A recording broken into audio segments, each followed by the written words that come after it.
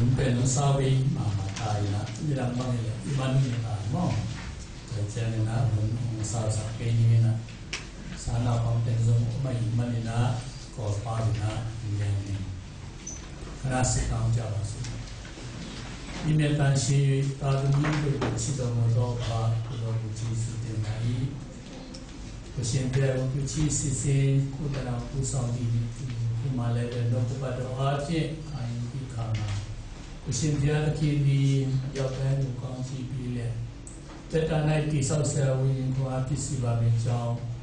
khi này tất cả những cái này anh là sẽ có lệ quyết định cái nào mà đó áp dụng sự tăng cho bạn đi pháp đi à amen thì rồi alu đi mà chăm ba yêu ngã sẽ lâu xí chiến lược Tây Nam này cho nó chia ra cho nó lưu đó anh sẽ có mà nó amen tí khăn đi xong thì đã cả lễ chỉ dụ rồi so cho nó đi ní BBC tên đó thằng là Nippon là sẽ đi để nítဖြစ်တယ်เนาะတကယ်တမ်းကျတော့ကျွန်တော်ကျော်လာ7ရက်နေပါဘူးနေ့ရက်3ရက်လောက်တော့ကျော်သွားပြီဒါနဲ့ကျွန်တော်တို့ဒီတနင်္ဂနွေနေ့ဆိုလို့ရှိရင်တော့ကျွန်တော်နှစ်ပေါင်း20ပြည်တဲ့နေ့ဖြစ်တဲ့အတွက်ကျွန်တော်တို့ကျေးဇူးတော်ချီးမွမ်းခြင်းအစီအစဉ်လုပ်တာဖြစ်ပါတယ်ဒါကလည်းဘုရားရှင်ရဲ့အလိုတော်ဖြစ်တယ်အဖြစ်လို့လဲဆိုကျွန်တော်တို့တိကောဒီစလီเนาะAccording to all wires of the Sankhai, we are selling. Shimpolo Kunaiga. Yetale solution. Nadu Caridone to Onway was in Kansi Jinga. To the king would teach it away a Chinese. Nadu Arti, a Yajado Piana Si Jinga. You don't move the gate of Chima Jasi. ဒီနေရာမှာဘုရားရှင်အားဖြင့်เนาะဒီနေရာမှာအမွေးအချိုင်เนาะခရစ်တော်ရဲ့ဝမ်းမြောက်ခြင်းဝမ်းမြောက်ပေါ်ရတည်မှာเนาะအယယ၌ဆုံးပြန့်နှံ့မှုရဘုရားသခင်ကရှင်ပေါလုတို့ကိုအသုံးပြုတဲ့အတွက်เนาะဘုရားသခင်ကိုကျေးဇူးတော်ရှိဘုရားသခင်ရဲ့ကျေးဇူးတော်ကိုချီးမွမ်းရမယ်ဆိုတော့ချီးမွမ်းခြင်းရှိစေတည်းဆိုတော့ပေါ်ပြတာဖြစ်ပါတယ်ဒါကြောင့်မင်းကျွန်တော်တို့လုပ်ခဲ့တဲ့အရာကဘုရားရှင်ရဲ့အလိုတော်လည်းဖြစ်တယ်เนาะကျွန်တော်ဘုရားရှင်ကိုလည်းကျေးဇူးတင်တယ်ရှိတဲ့ချီးမွမ်းပါတယ်เนาะကျွန်တော်တို့လက်ဆောင်ရတာတို့ဘာလို့နည်းနည်းများတော့တခါလေကြတော့လူအမြင်မှာကြည့်မယ်ဆိုတော့เนาะလူကြီးချီးမြှောက်တာလည်းတနည်းတစ်ပုံတော့ကောင်းပါတယ်ဒါပေမဲ့ကျွန်တော်အမှုတော်ဆောင်ဆိုတာကကျွန်တော်အစီခံပြီးဖြစ်တယ်အစီခံနေဖြစ်တဲ့အတွက်သူများချင်းမြောက်ချင်းခံမှုမဟုတ်ပဲနဲ့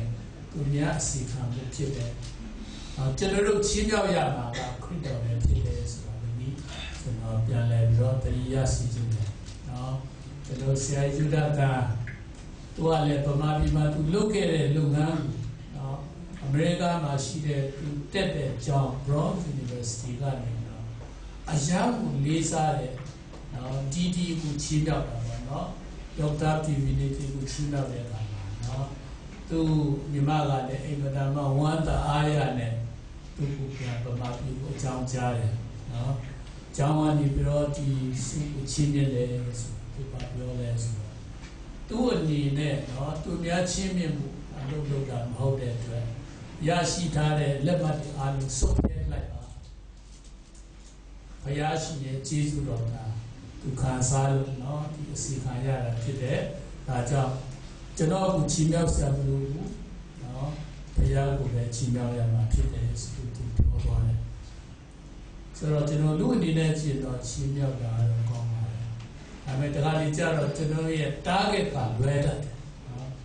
ခဏကျွန်တော်တို့အစီခံတဲ့လူကြီးဖြစ်တဲ့အတွက်ကျွန်တော်တို့မှာဘာတစ်ခုမှချီးမြှောက်ဆရာမရှိဘူးဆိုတာကျွန်တော်အနေနဲ့ကျွန်တော်နားလည်ရနော်အဲကြောင့်ဒီကျွန်တော်တို့ချီးမြှောက်ရမှာခရစ်တော်ဖြစ်တယ်နော်ဘာဖြစ်လို့လဲသူအားဖြစ်တာလေကျွန်တော်တို့ကဒီလုပ်ငန်းလုပ်ဆောင်နိုင်တာဖြစ်တယ်နော်ဒီမှာရှင်ပေါလုကိုလည်းကပြောလဲဆိုလို့ရှိရင်နော်ဒီအဝံဂေလိတရားကိုဟောကြားနိုင်တဲ့အခွင့်လည်းဘုရားရှင်ရဲ့ကျေးဇူးတော်ပဲ အဲ့ဒါကြောင့်လူတွေပြောင်းလဲလာတဲ့အသင်းတော်ဖြစ်လာတယ်ဆိုတာလေဘုရားရှိရဲ့အခြေစုတော်ပဲအဲ့ဒါကြောင့်ကျွန်တော်တို့ချင်းမြောက်ရမှာကယေရှုခရစ်တော်ပဲဖြစ်တယ်ဆိုတော့ဒီကျွန်တော်တို့တတိယဘုရားကြီးပါတယ်ကျွန်တော်နှစ်ပေါင်း20ကိုပြန်ကြည့်တဲ့အခါဘုရားရှင်ရဲ့ကောင်းခြင်းတွေကကျွန်တော်တို့အများကြီးသာစားရတယ်ဒီမှာဆရာကြီးခုနကလည်းတင်ပြပြီးကျွန်တော်တို့ဒီအောင်မြင်မှုပေါ့နော်အောင်မြင်မှုတခါလေကြာတော့လူအနေနဲ့ကြည့်တဲ့အခါလူရဲ့အောင်မြင်မှုလို့ကျွန်တော်တို့ယူဆတာတကယ်တမ်းကျတော့ဒီအောင်မြင်မှုအားလုံးကဘုရားရှင်ရဲ့အောင်မြင်မှုဖြစ်တယ်ဆိုတာကိုလည်းကျွန်တော်ဒီနေ့ဝေငှလို့ဘာဖြစ်လို့လဲဆိုတော့ကျွန်တော်တို့ကလူတွေရဲ့နော်တတ်မှတ်ချက်နဲ့အောင်မြင်မှုဆိုတဲ့စကားကိုကျွန်တော်တို့တိုင်းတာတဲ့အရာကကျွန်တော်တို့တာမန်လူသားတွေနဲ့ကျွန်တော်ယုံကြည်သူတွေနဲ့မတူပါကျွန်တော်တို့အတင်းတော်ရဲ့အောင်မြင်မှုဆိုဘာနဲ့တိုင်းတာကြလဲဆိုတခါလေကြာတော့အတင်းတော်မှာတင်းသူတင်းသားတွေတော်တော်များလာပြီဆိုတာအောင်မြင်တယ်လို့ကျွန်တော်တို့ပြောကြတယ်ဒါမလို့ရှင်ဘာသာငွေနဲ့တောက်တင်းလာပြီဆိုတော့ဒါအောင်မြင်တယ်လို့ပြောကြတယ်ဒါပေမဲ့ဒီနေ့ဘုရားရှင်ရဲ့အမြင်မှာအောင်မြင်တဲ့အသင်းတော်ဒါမှမဟုတ်အောင်မြင်တဲ့ခရိယာဆိုဘယ်လိုလိုဟာမျိုးလဲကျွန်တော်တို့ပြန်ကြည့်လို့ပါတယ်ယေရှုခရစ်တော်ကရှင်မဿဲ 16:18ဤကြောက်ပေါ်မှာငါအသင်းတော်ကတည်ဆောက်တယ်ယေရှုခရစ်တော်ကဒီအသင်းတော်ကခရစ်တော်ရဲ့အသင်းတော်ဖြစ်တယ်တည်ဆောက်တာလည်းသူပဲဖြစ်တယ်နော်ဒီမှာကျွန်တော်စလုံးနှလုံးရှိတယ်အင်္ဂလိပ်လိုဆိုI will build my church. I ဆိုတာစောက်တဲ့လူကိုနိုင်ကခရစ်တော်နောက်ပြီးတော့သူစောက်တာက my church ငါအသင်းတော်လို့ပြောတယ်ဆရာထောင်ရဲ့အသင်းတော်လည်းမဟုတ်ဘူးဆရာကမောရဲ့အသင်းတော်လည်းမဟုတ်ဆရာကြီးမြတ်အသင်းတော်လည်းမဟုတ်ခရစ်တော်ရဲ့အသင်းတော်ဘယ်တော့တည်ဆောက်လဲခရစ်တော်ကိုနိုင်ကဆောက်ဆိုကျွန်တော်တို့ကဘယ်နေရာမှာပါဝင်လဲတည်ဆောက်တဲ့နေရာမှာကျွန်တော်တို့တစားပလားအနေနဲ့ကျွန်တော်တို့ပါဝင်နော်ဒါကြောင့်ကျွန်တော်တို့တခါတည်းကြည့်တဲ့အခါနော်ခရစ်တော်ကိုနိုင်ကသူစောက်တဲ့အသင်းတော်အောင်မြင်တယ်လို့သူတတ်မှတ်တာကဘာဖြစ်နိုင်လဲလို့ကျွန်တော်တို့ကြားဆရာလည်းကြည့်တဲ့အခါနော်သူစောက်တဲ့ရည်ရွယ်ချက်ပြည့်ဝစေတဲ့အသင်းတော်ပါလေအောင်မြင်တဲ့အသင်းတော်ဖြစ်ပါတယ်သူဘယ်တော့ပဲများများပေါ့နော်ထောင်တောင်းကနန်းပဲရှိရှိဘာသာဝင်တန်းကနန်းပဲရှိရှိနော်ယေရှုခရစ်တော်ရဲ့အလိုတော်အတိုင်းအသင်းတော်မတည်ဆောက်ဖို့ဆိုပြီးအသင်းတော်ဆုံးရှုံးနေတယ်ပေါ့ကျွန်တော်ပြန်လေးချမ်းထဲမှာတွေ့ရမှာနော်ကျွန်တော်တို့ဒီလာဒီစီအသင်းတော်ချမ်းသာတဲ့အသင်းတော်ဘုရားရှင်ကပါပြောပစတ်တဲ့ကထွေးပလိုက်ခြင်း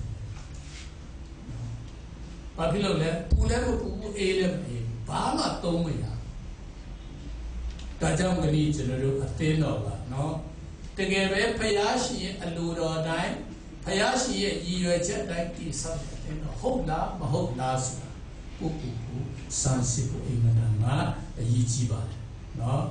သူ့အနေနဲ့ဘာကြောင့်အတင်းတော်တည်ဆောက်လဲလို့ဆိုလို့ရှိရင်နော်ကျွန်တော်တို့ဓမ္မတိကျမ်းကိုပြန်ကြည့်တဲ့အခါဘုရားကိုချစ်မယ်အချင်းချင်းကိုချစ်ရနော်ဒါနံပါတ်1ပဲအတင်းတော်ရဲ့အလုပ်ဘုရားချစ်တယ်ဆိုဘုရားကိုဝတ်ပြုတာနော်အသင်းတော်ချင်းချင်းချစ်တယ်ဆိုအသင်းတော်တင်းသားချစ်တယ်ဆိုပူကြတာဖြစ်တယ်။နောက်ပြီးတော့ကျွန်တော်တို့နောက်ဆုံးမှာလိုက်တဲ့နော်မဟာစီငိုင်းကျဲတော့ The Great Commission ။ဒီနေ့ကျွန်တော်တို့အေဝံဂေလိတရားကိုဟောမယ်အသင်းတော်တည်ဆောက်ဒီအလုံးနှလုံးမလုံးဘူးဆိုရင်တော့ကျွန်တော်ဒီအသင်းတော်လူဘယ်လောက်ပဲများများအလေးပဲရှိ။ဘုရားရှင်အမြင်မှာအိမ်မတာမှာဆုံးရှုံးတဲ့အသင်းတော်ပဲဖြစ်တယ်။အခုကျွန်တော်ဘယ်လောက်ပဲနေနေပေါ့နော်ဒီမှာ GBC အသင်းတော်ကျွန်တော်အချင်းချင်းချစ်ကြတယ်ဘုရားကိုချစ်တယ်ဘုရားခိုင်းစေတဲ့အလုပ်ကိုလုပ်တယ်ဆိုရင်နော်ကျွန်တော်တို့ကအောင်မြင်တဲ့အသင်းတော်ဘုရားရှင်မြင်မှာအသက်ရှင်ရှင်တာနဲ့အသင်းတော်လို့ကျွန်တော်တို့ပြောလို့ရတာနော်တခါဒီကြတော့ကျွန်တော်ရဲ့အောင်မြင်မှုကလည်းတိုင်းတာတဲ့နေရာမှာနော်ဒီလောကအရာနဲ့မတူပါအထူးသဖြင့်ကျွန်တော်တို့ကောလောသဲခန်းကြီးနှစ်အနေ15မှာရှင်ဘောလူကလူပြောလဲဆိုခရစ်တော်ရဲ့အောင်မြင်မှုကိုသူပြန်ကြည့်တဲ့အခါကားတိုင်းတော့ဖြစ် cross ကျွန်တော်တို့ကားတိုင်းဆိုတာတကယ်လားအိမ်မတန်မှရှက်စရာကောင်းတယ် နော်ယွန်ရှာပွဲကောင်းတဲ့ကြောက်စရာကောင်းတဲ့နေရာပဲနော်ရာဇဝတ်ကောင်းပြီးအသက်ခံရတဲ့နေရာဒါပေမဲ့ဒီမှာရှင်ဘောတော်ကပြောလဲအထွတ်အမြတ်အာနာစက်များကိုလူယူပြီးပြီထင်ရှားစွာထုတ်ပြ၍လက်ဝါးကတ်တိုင်တော်အားဖြင့်အောင်ပွဲကိုခံတော်မူနော်အဲ့ဒီယေရှုခရစ်တော်ရဲ့ကားတယ်ကကျွန်တော်တို့သူ့အတွက်ကောကျွန်တော်တို့အတွက်ပါလူသားတို့အတွက်အောင်ပွဲခံတဲ့နေရာဖြစ်တယ်အထွတ်တဲ့အာနာစက်စာတာရဲ့နောက်ရှက်မှုအာနာမှန်သမျှကိုနော်ခြေတော့နဲ့နင်းချီဖြစ်စီလိုက်တဲ့နေရာဖြစ်တယ်။အဲ့ဒါလို့အမြင်မှာတော့တခြားဆိုနော်။ကားတယ်ဆိုရင်တာမန်ယူရှာစကောင်းတယ်။ဒါကြောင့်ကနေ့ကျွန်တော်တို့ရဲ့အောင်မြင်ခြင်းကိုတိုင်းတာလေ။နော်။ချင်းမြောက်ခြင်းတဲ့နှိမ့်ချခြင်းကပို့ပြီးတော့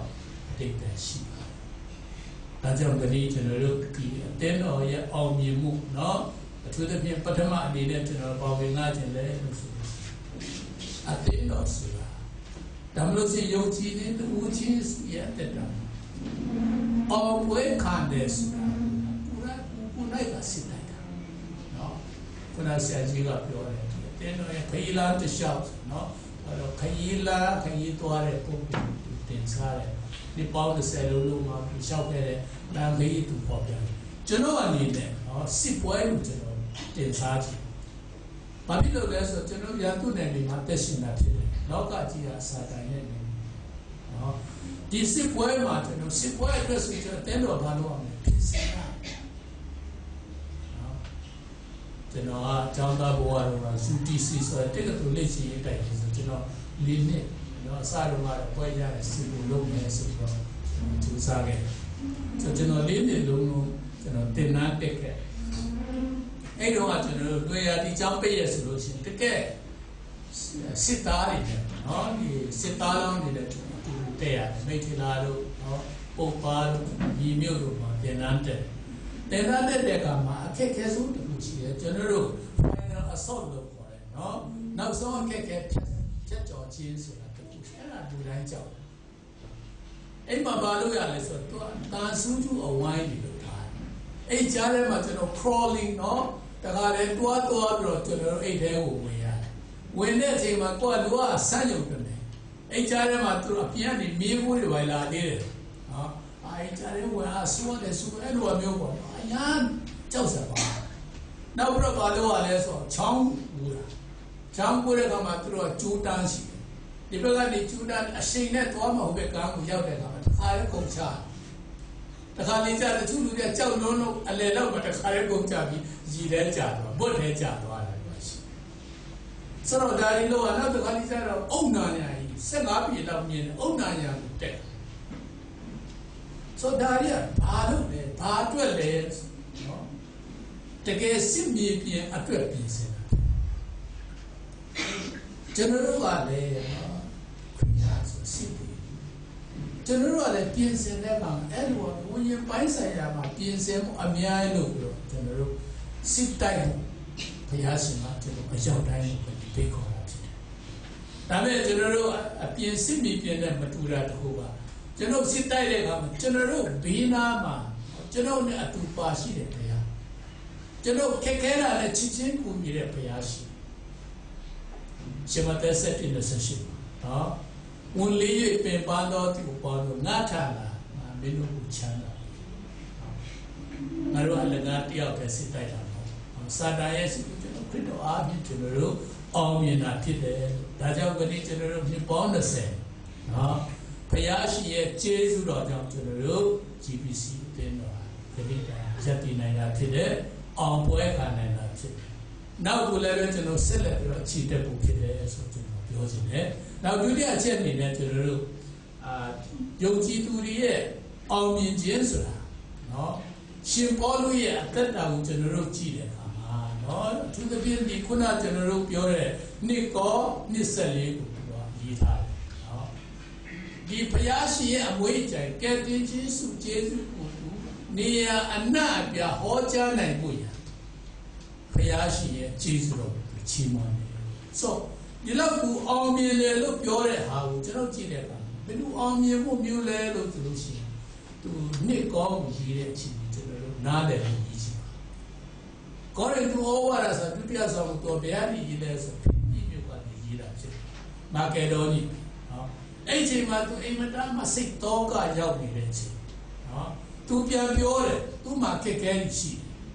အထူးသဖြင့်တော့ကျွန်တော်တို့နှစ်ကောတစ်ရှိကိုပဲရှိနော်အဲ့မှာသူကပြောလဲဆိုဒီကုတို့အာရှပြည်၌ငါတို့ခံရသောဆင်းရဲချင်းတီးဟူသောအသက်မလွတ်နိုင်ဟုတ်ထင်ရလောက်မခံနိုင်အောင်အထက်အလွန်လေးသောဆင်းရဲခံရကြောင်းကိုသင်တို့မသိဘဲနေစီခြင်းကငါအလို့ရှိဒီနေရာမှာရှင်ပေါလုကအာရှပြည်အထူးသဖြင့်အဖက်သူဘယ်လောက်ထိဒုက္ခခံရတယ်ဆိုတာသိစီခြင်းနဲ့နော်ဒီဒုက္ခကြားတဲ့ကနေဘုရားရှင်ကတွက်လေဒီမှာဘယ်လိုဤသားလဲဆိုအသက်မလွတ်နိုင်အောင်ဘယ်လိုမှတော့သူမလွတ်တော့ဒီမှာလဲသူနေကုန်ချုပ်တော့မယ်လို့တော့စားဒါပေမဲ့အဲ့ဒီအခက်အခဲကြားတဲ့ဘုရားရှင်ကကယ်နှုတ်တဲ့အခါသူအိမ်မတန်မှဝမ်းသာအားရနဲ့ဒီစာကိုရေးလိုက်တာဒါပေမဲ့ဒီအခက်အခဲကိုတော့ငါမင်းတို့ကမသိဘဲနဲ့နေဖို့ရတယ်ငါလို့ရှိအဲ့ဒါကြောင့်ငါပြောပြတာဖြစ်တယ်ဆိုတော့သူအိမ်မှာရေးသားလာတာဖြစ်ဒါကြောင့်ခရစ်တော်ရဲ့ကျွန်တော်တို့ယုံကြည်သူတွေရဲ့အောင်မြင်မှုဆိုတာအခက်အခဲနော်အခက်အခဲကိုကြော်ပြတ်နိုင်တဲ့အောင်မြင်မှုဖြစ်တယ်နော်တတိကျွန်တော်တို့ခေတ်စားနေတဲ့နော် prosperity theology တို့ပါကြားစာမှာလုံးဝမရှိယေရှုခရစ်တော်ကိုယုံကြည်ချမ်းသာမဲ့ကြားမှာမရှိဒါရီယာအတူကျမ်းစာထဲမှာကြည့်ခရစ်တော်ယုံကြည်သူတွေရဲ့အောင်မြင်မှုအခက်ခဲကိုကျွန်တော်တို့ဖျက်ချောပါနော်တေမင်းရဲ့အရေးလွှမ်းမှုတော့အောင်ရှောက်ပါဒါပေမဲ့အဲ့ကြားထဲကနေကျွန်တော်တို့အောင်မြင်မှုရတာဖြစ်တယ်နော်ဒါကြောင့်ကျွန်တော်တို့ယောဘ30ခုနှစ်နော်ရှင်ပေါလုကလည်းပြောလဲဆိုငါတို့ကိုချစ်တော်မူသောသူ၏ကျေးဇူးတော်ကြောင့်ငါတို့ဒီထိုအမှုခတ်သိမ်းတို့ကိုခံစဉ်တွင်အထူးသဖြင့်အောင်မြင်ကြ၏နော်ဒီမှာထိုအမှုခတ်သိမ်းတို့ကိုခံစဉ်တွင်ဆိုဘာအမှုတွေလဲအဲ့ဒီအထက်နားမှာကျွန်တော်တို့ယောဘ35 36ကိုကြည့်တဲ့အခါနော်စင်ရဲညုံငင်ခြင်းညှဉ်းဆဲနှိပ်စက်ခြင်းမွတ်သိပ်ခြင်းအဝတ်ကြီးစီးရှိခြင်းဘေးနဲ့တွေ့ကြုံခြင်းကွက်မြက်ခြင်းကိုခံရတော်တယ်ဆိုပြီးတော့နော်သူအမှုတို့တွင်အဘယ်အမှုသည်ခရစ်တော်ဤချစ်ခြင်းမေတ္တာနဲ့ငါတို့ကိုကွာစီမကွာစီတာမကဆိုပြီးတော့ခုနကျွန်တော်ပြောတယ်ငါတို့ကိုချစ်တော်မူသောသူ၏ကျေးဇူးတော်ကြောင့်ငါတို့ဒီသူအမှုခတ်သိမ်းလို့ခံစီတွင်အထူးအောင်မြင်ကြ၏နော်ဒီနေရာမှာရှင်ပေါလုရဲ့အောင်မြင်မှုကအိမ်မတန်မှထူးခြားတယ်ခုနအခက်ခဲအားလုံးကိုကြော်ဖြတ်ပြီးတော့အောင်မြင်သွားတာဖြစ်တယ်နော်ခရိယာတက်တာဆိုရတာပဲကျွန်တော်အသင်းတော်ရဲ့ရှိတဲ့ရမယ်လမ်းလေးလည်းဒီဟာပဲပန်းခင်းတော်လည်းမဟုတ်ပါဘူးဆိုတော့ကျွန်တော်တို့နားလည်ဖို့ရည်ကြီးပါတယ်နော်ရှင်ရ1633မှာတင်လို့ဒီဤလောကနဲ့ဆင်းရဲဒုက္ခကိုခံရတယ်တိုးတော်လည်းမစိုးရိမ်ကြနဲ့ငါဒီလောကကိုအောင်ကျွန်တော်တို့အောင်မြင်မှုကကျွန်တော်တို့အထဲမှာရှိတဲ့ခရစ်တော်ရဲ့အောင်မြင်မှုကိုကျွန်တော်တို့ယူတင်ဝတ်ဆောင်တာလည်းဖြစ်တယ်နော်အခက်အခဲကြီးကြားတဲ့ကကျွန်တော်တို့ you will have tribulation နော်ဒီလောကမှာတော့ဆင်းရဲဒုက္ခခံရမယ်မစိုးရိမ်နဲ့ငါတို့အောင်မြင်ပြီးသားဖြစ်တယ်နော်ယေရှုခရစ်တော်ငါရဲ့အောင်မြင်မှုကမင်းတို့အောင်မြင်မှုဖြစ်တယ်ဆိုတာပေါ်ပြတာဖြစ်ပါတယ်ဆိုတော့ကျွန်တော်နောက်ဆုံးအနေနဲ့ကျွန်တော်ပြောချင်တယ်လို့ဆိုလို့ရှိရင်နော်ခုနကျွန်တော်တို့နိကောနိ14မှာပေါ်ပြထားတယ်သူတခင်ကိုသိခြင်းဤအမွေးအချိုင် the sweet aroma of the knowledge of God အဲ့ဒါဘာလို့ဆိုနော်ဒီမှာကျွန်တော်ယေရှုဘုရားသခင်ကိုသိခြင်းတယ်ကျွန်တော်ဘုရားသခင်အဖြစ်ကိုသိတာဖန်ဆင်းရှင်ဖြစ်တယ်အနန္တတကုရှင်ဖြစ်တယ်ထာဝရဘုရားဖြစ်တယ်သူဘုရားရှင်ကလူသားတွေကိုချစ်တယ်လူသားတွေအတွက်နော်သားတော်ကိုလောကကိုစီလွတ်တယ်ကားတိုင်းမှာလူသားအားလုံးရဲ့အပြစ်အတွက်သူအသေးခံတယ်သူယေရှုခရစ်တော်ကိုယုံကြည်တဲ့ခြင်းရမယ်ဆိုတဲ့အမွေအချက် ဒီအမွေအကြိုင်ကိုရှင်ပေါလုကပါပြောလဲလို့အမွေအကြိုင်ကြီးငါတို့အားဖြင့်အရရတို့၌ပြည့်နှံ့စီခြင်းပါလေတော့ပြုတော်မူသောဘုရားသခင်ဤကျေးဇူးတော်ကိုချီးမွမ်းခြင်းရှိစေတည်းတဲ့နော်အဲ့ဒီအသင်းတော်ရဲ့လုပ်ငန်းကအဲ့ဒါပါပဲ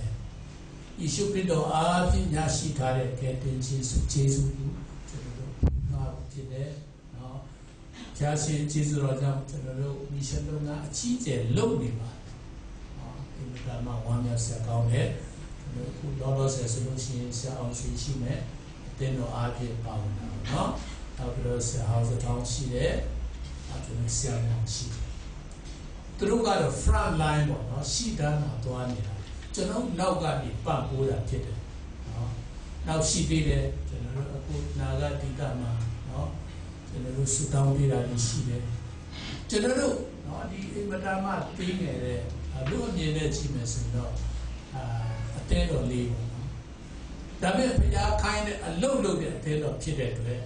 ဘုရားကကောင်းချီးပေးတယ်နောက်ဆက်လက်ပြီးတော့လည်းကျွန်တော်ဒီလုပ်ငန်းပဲလုပ်ဆက်ရှိတာ